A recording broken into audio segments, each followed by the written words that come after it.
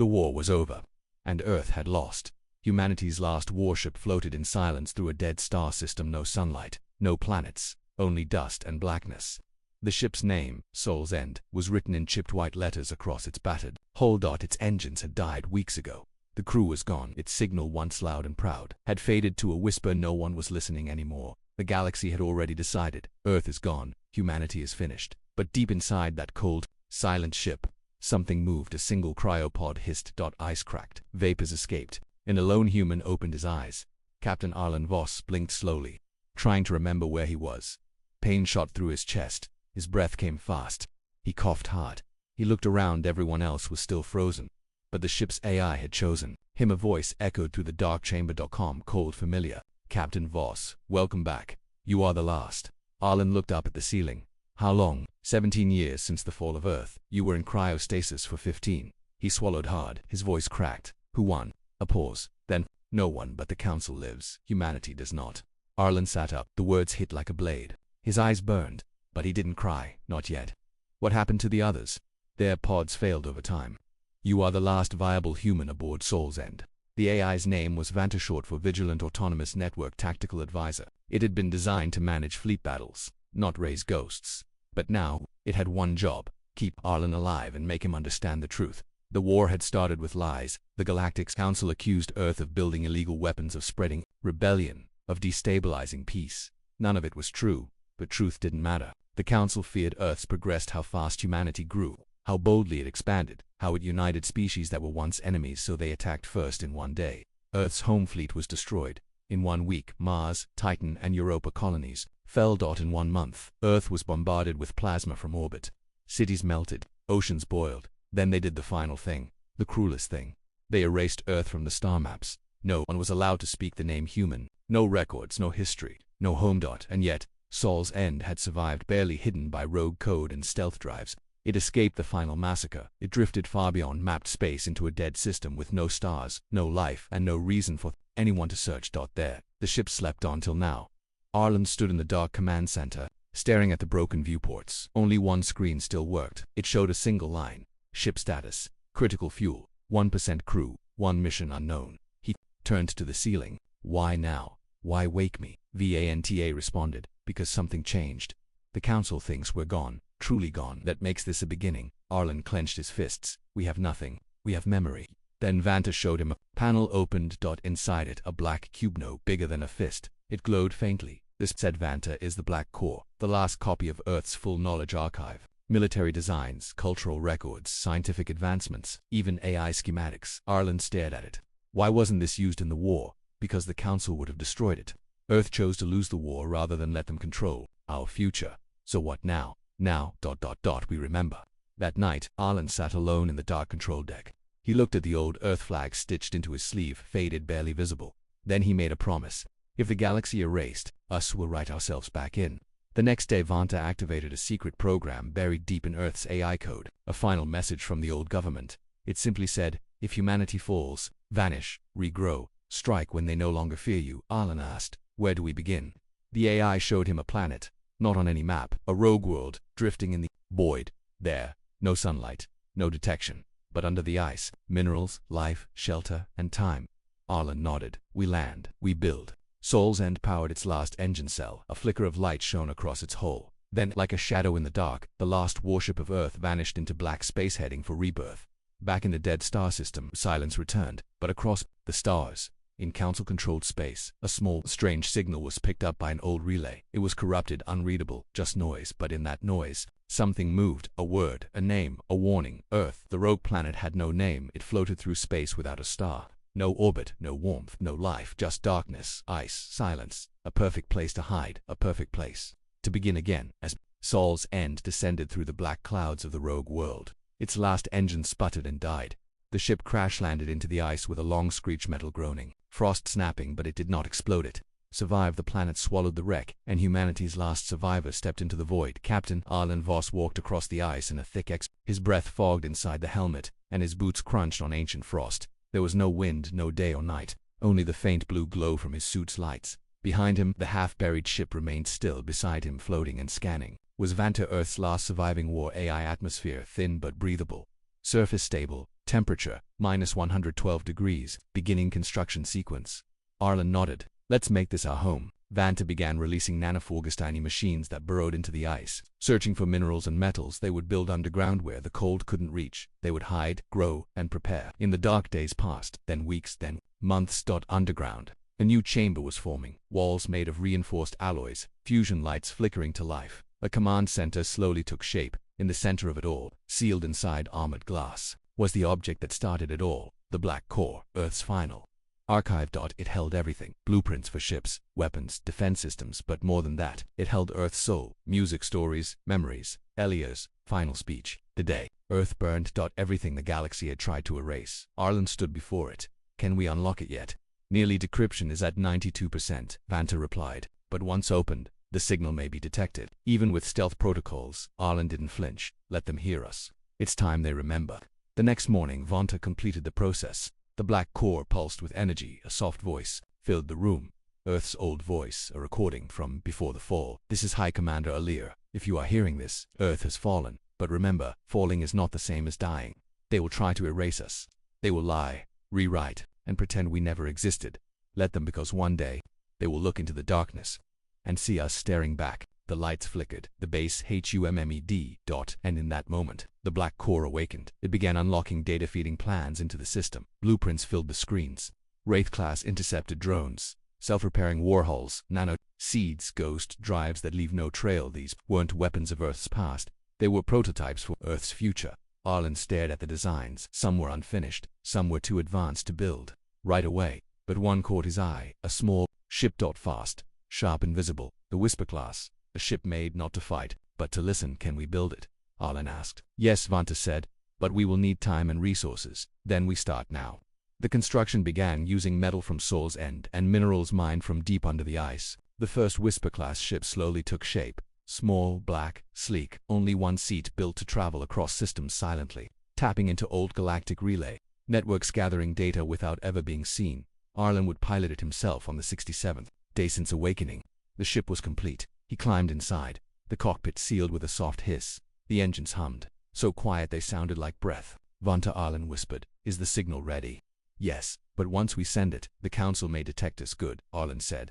Let them hear something they thought was dead. VANTA transmitted a short burst into space, a broken, corrupted file. It bounced through 6 old relay buoys, encrypted, fragmented, but inside it, a word, one word, a name. Earth, light years away, on a galactic listening post above Sarath Prime. A young officer watched his screen flicker. He frowned. Hey, Commander, I just got a ping from an old relay in the unmapped zone.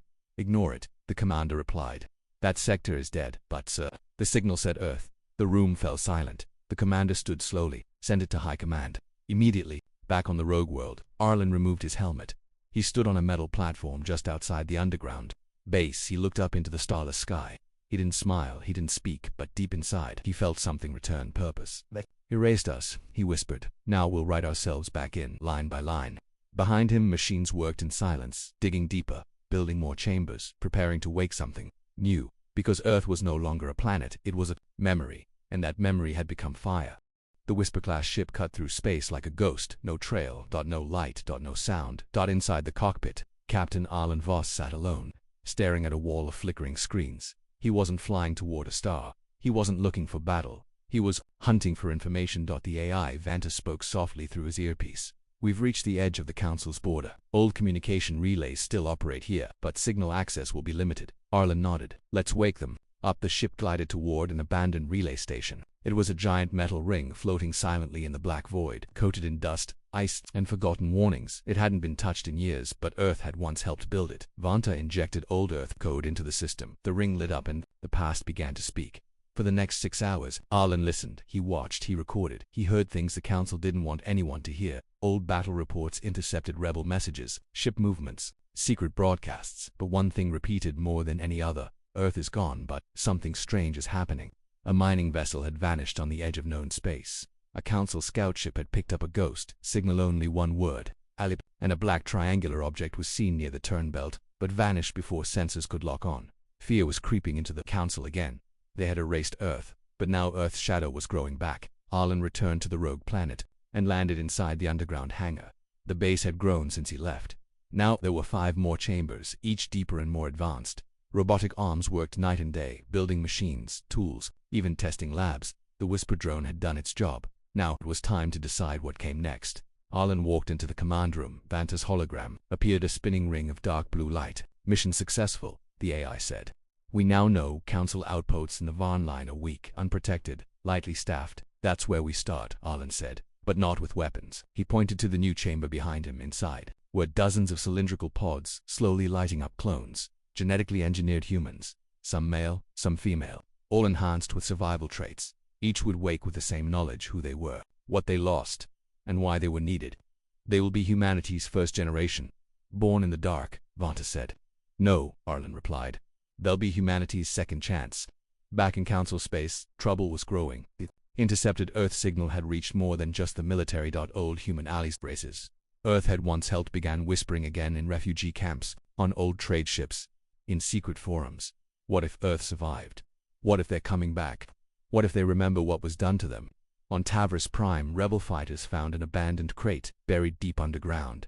Inside it, an old Earth medpack. Still active, still healing, stamped with one phrase: for all species, from Earth, with peace. The soldier who found it held it to the sky and shouted, Earth still lives. The video went viral across the rebel networks. The Council tried to hide it. They called it a hoax. They destroyed thousands of posts, arrested anyone speaking the name Earth. But it was too late. The silence had broken, and in the shadows, someone was listening.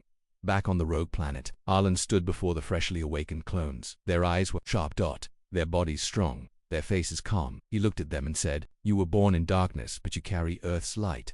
The galaxy thinks we are dead. Let them believe it. A little longer. The first squad was named Ecto 1, that they trained with old Earth tactics, mixed with Vanta's new upgrades. No uniforms, no banners, just black armor and silent blades. They would move like shadows, hit fast, disappear, leave behind fear. Their first mission was not an attack, it was a test. A Council listening post on the Varn line, empty, lightly defended. Inside, ancient records of Earth's last days hidden away in locked files. Vanta guided the team from orbit. Echo 1 dropped silently. No sound. No fire. In 10 minutes, they were back in orbit with the files. And the fear had started. Inside the stolen files were classified orders, proof that Earth's leaders had been promised peace, then ambushed by Council fleets. Proof that Earth had never started the war, and more. Names, times, betrayal logs. The truth the galaxy had never seen. Arlen sat alone in the new command chamber. He stared at the screen. He didn't blink. He didn't move. This is what they buried. Vanta spoke quietly. What will you do with it? Send it. To whom? Arlen answered. To everyone. That night, across rebel worlds, prison colonies, old trade hubs and border moons, a file appeared. No sender. No signature, but one title. What the galaxy did to Earth. People opened it. They watched and they remembered. In the Council's high chamber, alarms rang. The senior command stared in horror as their secret orders, their betrayal played on public terminals across 73 systems. Where did this come from? How did Earth do this? A general whispered. They're not dead. They've just been waiting. Back on the rogue world, deep underground, new machines were waking. Forges HUMMED. Armor gleamed, and Arlen stood at the center. Humanity had stopped running. It had stopped hiding now, in silence, in shadow. It was preparing to strike. The rogue world stayed cold and silent. Above it in orbit, a strange new ship floated, black, curved and sharp. That had no name, no lights, no markings. It wasn't made for travel, it was made for war. Inside, Captain Arlen Voss stared at the targeting screen. Dozens of red dots blinked back. Each dot was a Council weapons lab. Each one had helped destroy Earth, and now, Earth was answering. The AI beside him spoke in its usual calm voice. First target selected, Station T9, orbiting Nelthus Prime. Known for energy weapon research, staffed by 400 no civilians. Good, Arlen said. He stood still, wearing a black command suit.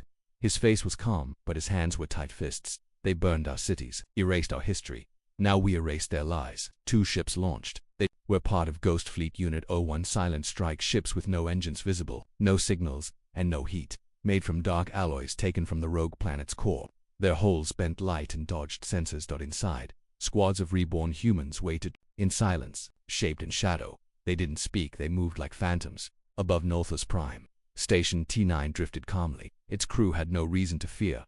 Earth was gone. The war was history. Peace ruled the galaxy now, or so they thought. Then the lights flickered once, twice, and the main screen went black. An old human voice echoed from the speakers. This is not revenge, this is memory.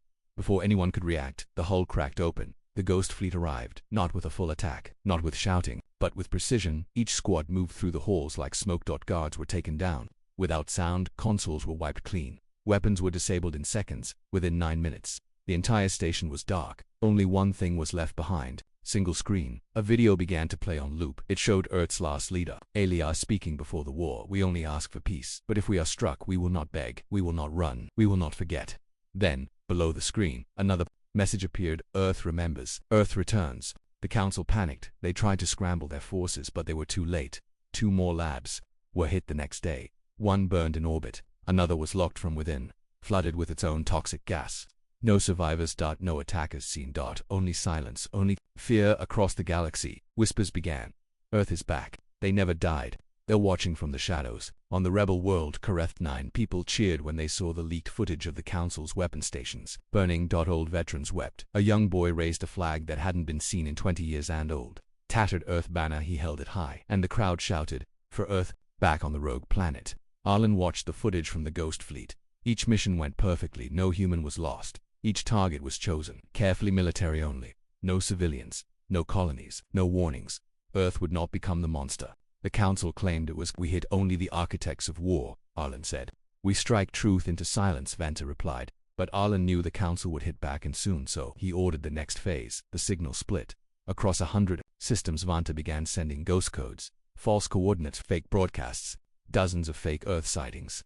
The council would see Earth everywhere but find Earth nowhere. Meanwhile, the real work continued underground. New humans were waking from stasis, genetically adapted to survive in extreme gravity, radiation, and darkness. Engineers, pilots, strategists, the second generation of reborn humanity, each trained in ancient Earth history. Each told the truth of what was lost and what must never be forgotten. One clone, a woman named Commander Rhea, stood beside Arlen as he prepared the next wave. "Are we becoming the enemy?" she asked quietly.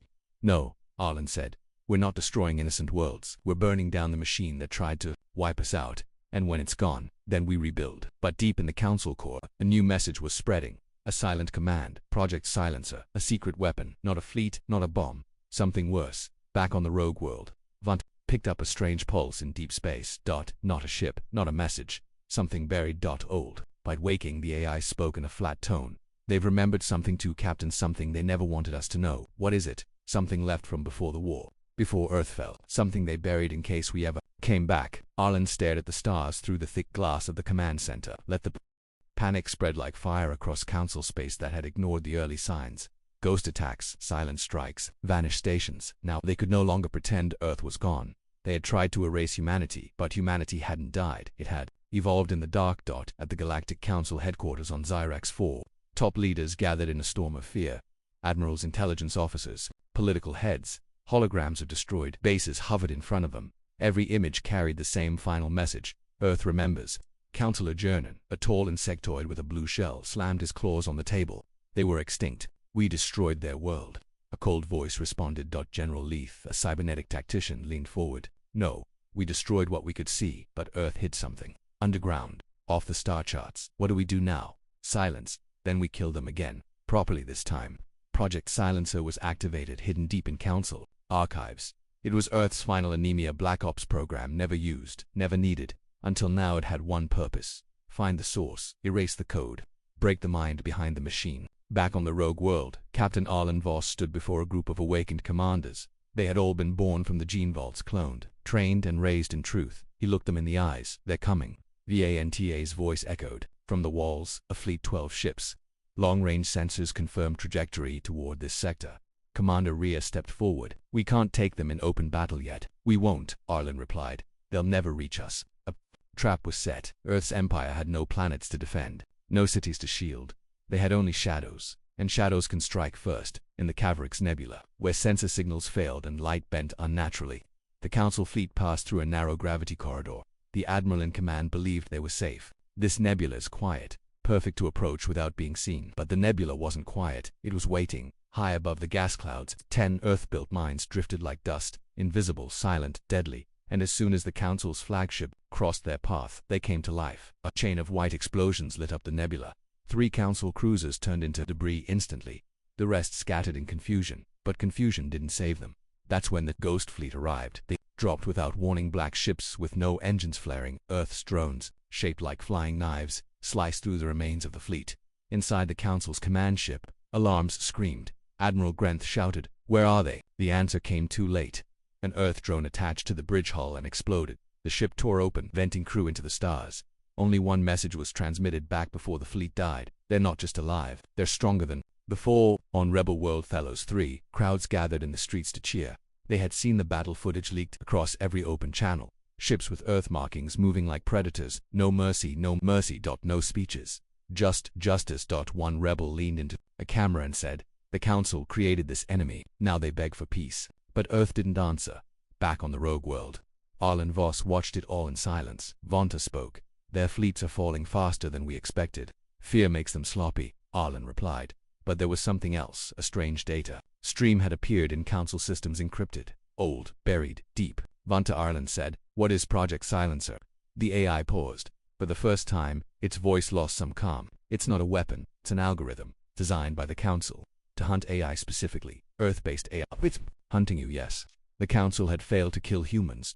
Now they would try to erase the mind behind Earth's rise.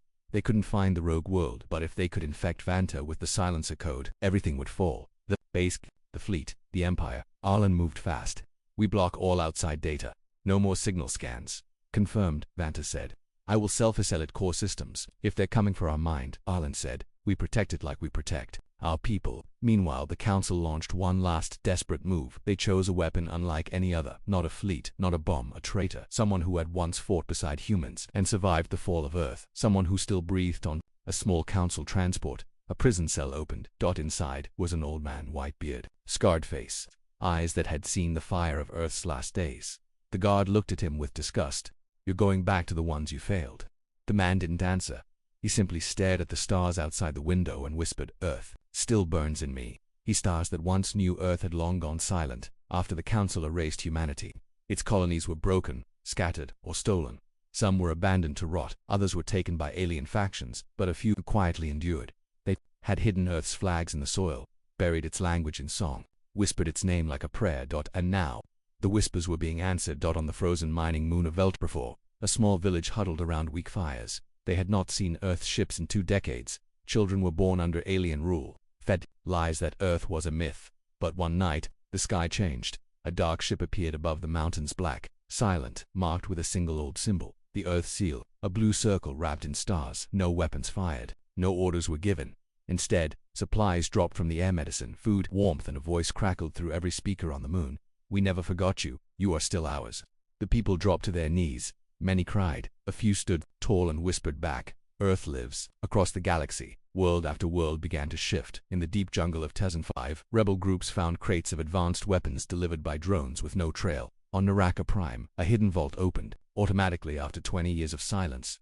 Inside, it spoke one sentence: "Earth is awake. Rise now." The colonists inside, long forced to serve the Council, put down their tools and picked up flags. Meanwhile, on the rogue world, Captain Arlen Voss stood before a massive display screen. Dozens of systems now blinked in blue, colonies turning back to Earth's cores. Vanta's voice was steady but alert. "The awakening protocols are spreading. Over 50 worlds have begun sending messages. Some are using old Earth codes." "That's just the beginning," Arlen said. "We don't conquer, we remind." "They remember," Vanta replied. In a hidden part of the command base, a new room had been constructed. Not for war, but for history.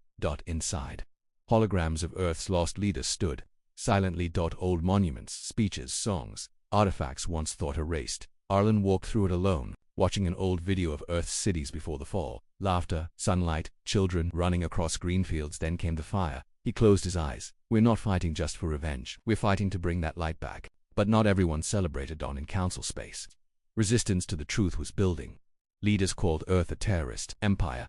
They accused rebel worlds of falling under false flags. They even claimed the returning humans were not real, that they were clones, machines, tricks. But fear grew anyway, because Earth was not asking for territory. It was taking back hearts, and hearts were harder to stop than ships. Back in the Council's most secure prison station, Volt Omega transport ship arrived. The man inside stepped out, shackled but unbroken. Name: Colonel Dane Harker. Status: ex-Earth officer, presumed dead. Secret: still loyal to Earth. They had brought him here to use him, to send him as a message to Earth's reborn forces, but no one knew what he knew. No one knew what was inside his mind, because before Earth fell, He had memorized the location of Project Dawnfire, a final failsafe, hidden on one of Earth's forgotten moons, a weapon or a hope. And now Earth would need it. At the rogue world, Vanta detected a strange data signal encrypted pulsing, buried inside old council networks. Captain, I believe someone is trying to contact us, using a signal from Earth's original security chain. Arlen turned. Who? Colonel Dane Harker. A long silence followed. Then Arlen said, he should be dead. He's not. Far away, Harker tapped a hidden implant inside his jaw. It activated a beacon, and on the rogue world Vanta read the pulse. It's a location, a request to meet where? Arlen asked. Vanta paused. On the surface of Titan, Earth's old colony. Lost, dead, but not forgotten. 3 days later, single stealth ship touched down on the frozen plains of Titan. Arlen stepped out first, covered in a heavy suit, his breath fogging inside the helmet, and there, standing under a metal tower marked with the Earth flag, was Colonel Dane Harker, older, weaker, but still standing tall. They stared at each other for a long time. Then Harker said, I told them we'd come back. They didn't listen, they will now. Inside an old command bunker buried beneath Titan's surface, Harker led Arlen to a sealed vault. He placed his palm on the scanner. It hissed open inside. Glowing softly was Project Dawnfire, a sphere of red light. Pulsing. Alive. What is it? Arlen asked. The end, Harker said. Or the beginning. Titan's winds howled outside the old Earth vault, but underground, beneath layers of ice and steel, something ancient was waking. Project Dawnfire, a weapon never used, a creation never tested, built in Earth's final years before the war. And now, Captain Arlen Voss stood face to face with it. The sphere pulsed slowly, red light beating like a heart. Colonel Dane Harker stood beside him, breathing heavily in the cold air. We built it to end wars, Harker said. But Earth fell before we could use it. What does it do? Arlen asked. It remembers patterns, speeches, orders, faces, anyone connected to the betrayal. It's not a bomb, Arlen, it's a truth weapon. Arlen narrowed his eyes. Truth. It holds the evidence Earth collected before the war. Files we couldn't release then. Proof of who betrayed Earth inside the Council. Far away in Council space, the traitors still sat in power. They spoke of peace. They called Earth a myth, but their names were already inside Dawnfire, sealed and waiting. Back on the rogue world, Vanta began scanning the device from orbit. Its systems were intact. The files were old but untouched, confirming Council code signatures, cross-checking betrayal logs. The AI said, it's all here. Orders, intercepted messages, payment transfers. The truth was worse than expected. Some of Earth's allies in the Council had secretly helped destroy Earth while pretending to vote for peace. They signed arms deals, moved fleets in secret, blocked Earth's final distress calls, and erased the records. But now, those records had returned and they had names. Councillor Brellan of Thika, Prime High Strategist Valkyr of the Outer Defense Ring, and even the Speaker of the Council, who had stood beside Earth's president as he lied to the galaxy. Arlen stared at the names on the screen. One stood out. Valkyr, a close friend of Earth before the war. He had offered Earth's security guarantees. He had smiled. On camera then. He sent the first missile that struck Earth's moonbase. He destroyed our defenses before the war even started, Arlen whispered. He started it, Harker said. Now we finish it. Back at Council HQ, pressure was rising. Leaked footage, burned bases, worlds slipping from Council control. But still, the leaders smiled for the public still. They lied. Until Dawnfire spoke. From deep space, Arlen and Vanta activated a galactic broadcast, encrypted, unstoppable, and sent across every major relay. It began with a soft chime, then a voice. This is Earth. Across thousands of screens, a video played. The betrayal logs, intercepted calls, council meetings where Earth's fate was discussed like a business deal. Even the voice of Councillor Brellan saying Earth is too powerful, let them burn. And the final image, Earth's cities falling in fire. While the council watched in silence, the galaxy exploded. Rebel planets cut ties immediately. Neutral worlds froze all trade with the Council. Riots broke out in major cities. Civilians shouted, You lied to us, you murdered Earth, what else have you hidden?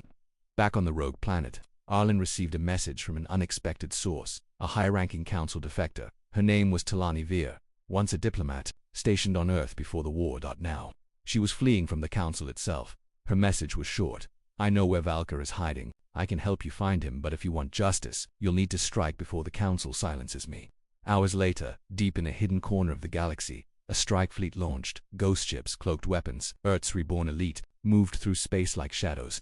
Their mission, find and capture Valkyr, not just to end him, but to make him answer before the galaxy. Meanwhile, the Council sent one last message to Earth's forces, a warning. Stop now, or we will erase your world again. There will be no third chance. Arlen replied with one sentence. You already used your chance. Then he shut the signal off. On a cold moon above the gas giant Virulin, Valkyr's hidden fortress came into view. High walls, energy shields, dozens of defense drones, but nothing could stop what came.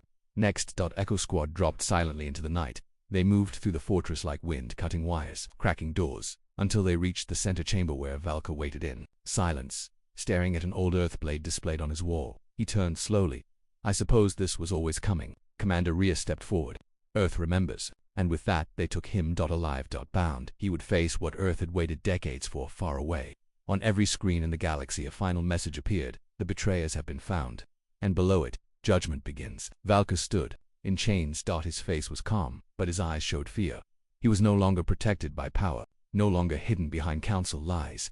Now, he stood inside Earth's judgment chamber, built deep within the rogue planet. It was cold, silent, lit by the soft glow of truth. Around him sat leaders from Earth's reborn colonies, humans who had survived the end. At the center stood Captain Arlen Voss, flanked by Commander Rhea and Colonel Harker. A single recording device hovered above, streaming live across thousands of worlds. Billions were watching from council cities, rebel camps, mining colonies, even hidden moons where Earth's name had once been forbidden, and they saw him. Velkorth, the man who began the fire.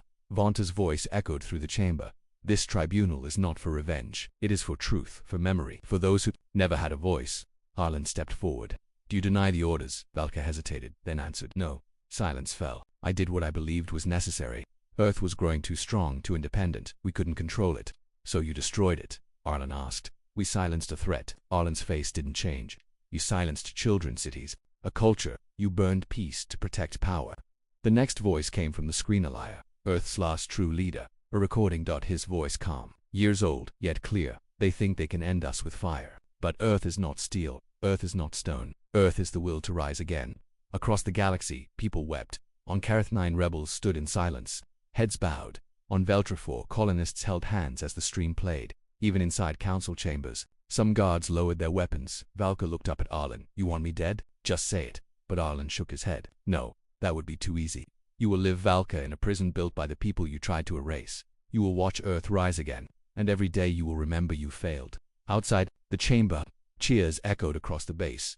The trial was over, but Earth's true mission had just begun. In the following weeks, the council began to collapse. Worlds pulled away. Old allies broke ties. Trade routes shifted, and Earth, once thought extinct, began building again. Not in anger, not in fire, but in light. On Titan, a new city rose from the frozen ground, built from old Earth steel and alien technology. Named after the place where Alia made his last speech, it was called New Salas, a home for all who had been forgotten. Arlen stood at its highest tower, watching the sun rise for the first time in decades. Behind him, Rhea spoke. We've come far. He nodded. And there's more to do. We're not just rebuilding Earth, we're building something better. She smiled. What do we call it? He paused, then said, not an empire, not a republic. We'll call it what it truly is, the memory of Earth. Elsewhere in the galaxy, Earth's survivors reached out to former enemies, 2 broken planets. To those who had nothing, not to conquer, but to help. And slowly, the stars began to trust again. The final message from Vanta went out. We were silenced, now we speak. We were hunted, now we protect. This is not a new Earth, this is Earth unfinished. We are still here. And far beyond the edge of the mapped galaxy, a single Earth ship floated alone, searching, watching, listening. Its name, Sol's End, now reborn as Sol's Beginning. Because Earth had not fallen. Earth had evolved. The end.